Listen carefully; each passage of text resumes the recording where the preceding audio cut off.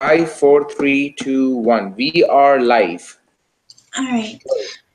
With all the positive press surrounding Sonic Mania, it seems to have evolved from a throwback 16-bit game to a juggernaut that can rival any entry into the franchise. Last week, we evaluated how things would have played out for Mania if it was released on the. Damn it! What Last happened? week, You read it good. What happened? I'm sorry, it's like I sort of messed up the flow of my speech. You're doing good. Just breathe. Okay. Last week, we evaluated how things would have played out for Mania if it was released on the Saturn, the late 90s. This week, we push forward to the past and evaluate how things would have gone down for Mania if it had released in the early 2000s. Now, I'm not going to entertain the notion of Sonic Mania on Dreamcast going toe-to-toe with Sonic Gear Solid 2, aka Sonic Adventure 2, which is kind of a nice comparison given how edgier Sonic Adventure 2 is, only the kid-friendly sort of edgy, or any flagship platformer on PlayStation 2's Jak and Daxter and Xbox's Blinks.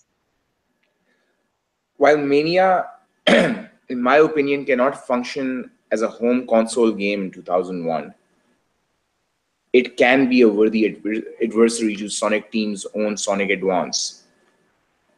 Sonic Advance was co-developed with DIMS Studio, a studio composed of former Capcom and SNK employees who previously developed a remake of Sonic the Hedgehog 2 for SNK Neo Geo Pocket Color. It was titled Sonic Pocket Adventure. Here's a little bit of trivia for you. Over the last few years, since the release of Sonic 4, I have gone back to Sonic Advance and seeing Neo Green Hill Zone and the evolution of gameplay, I now regard it as the true sequel to Sonic 3 if it remained a 2D game. I realize it is a polarizing statement as Sonic Advanced, aesthetically, there is no question. Advanced does not look anywhere near as pleasant as the original. So let's not talk graphics.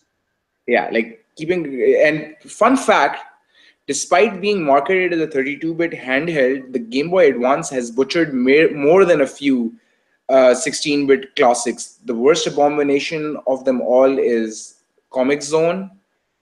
It was just recently released on Sega Forever, so you can now play it on handheld good.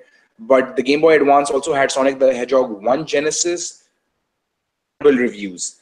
As far as I can remember, Sonic Advanced had the gameplay of the classic games. That said, I'm not as much of a physics fanatic and momentum-based gameplay as classic Sonic fans. Sonic Mania could have offered a blast from the past. It wouldn't really have been the ultimate celebration of the past and present. Sonic Adventure had traded Green Hills for Sandy Emeralds, Sandy Emerald Coast, and Sonic Advance followed suit. It brought green-eyed modern Sonic gameplay. It brought green-eyed modern Sonic to the two-dimensional axis. So I think that is the celebration of the past and future. Sonic Advance didn't have the much derided homing attack from Sonic 4. Well, I am kind of really missing the homing attack in Sonic Mania right now. Yeah, it's true. You know, a lot of people who played 3D games have a hard time with it. Anyway, back to Sonic Advance. Sonic Advance did introduce Sonic Adventure 2's rail grinding and spin roll moves.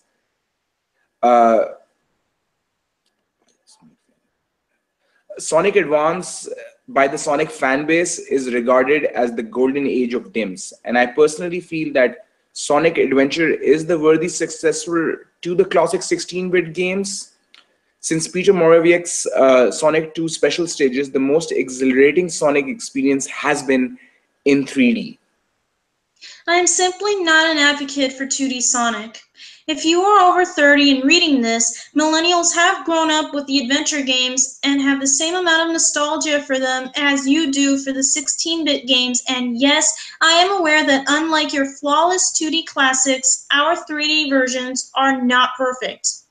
Nevertheless, we like running on a three-dimensional axis over a two-dimensional one.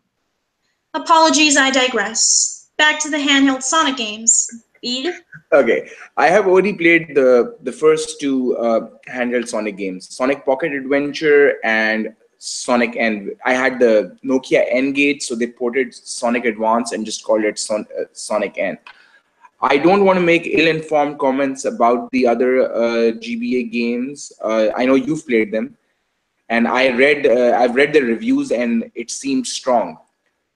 Could Sonic Mania have been released in place of Sonic Advance?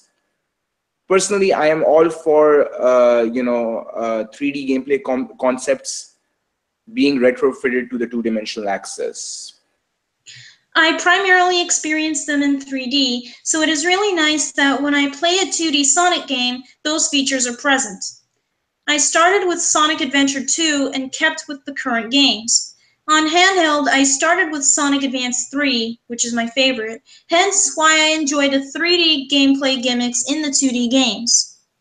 This year, Sonic Mania has been heralded as Sonic's triumphant return to 2D and the best thing that happened to Sonic in the entire decade, if not decades.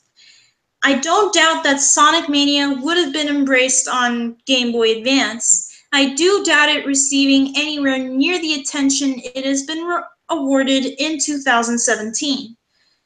My conclusive position would be, based on where we were in time, it was still too early for Sonic to return to the original Green Hill Zone, and we got what we needed with Neo Green Hill Zone. I know it's a funny name, but it is what it is. So, and just in conclusion, one last thing. There are games on the Game Boy Advance, like Super Mario Bros. Advanced, which were like remakes or ports of classic games, and they all sucked. Same thing with Comic Zone and Sonic the Hedgehog Genesis. Game or remaking it exactly like that doesn't work. So Sonic Mania belongs in 2017, not in 2001.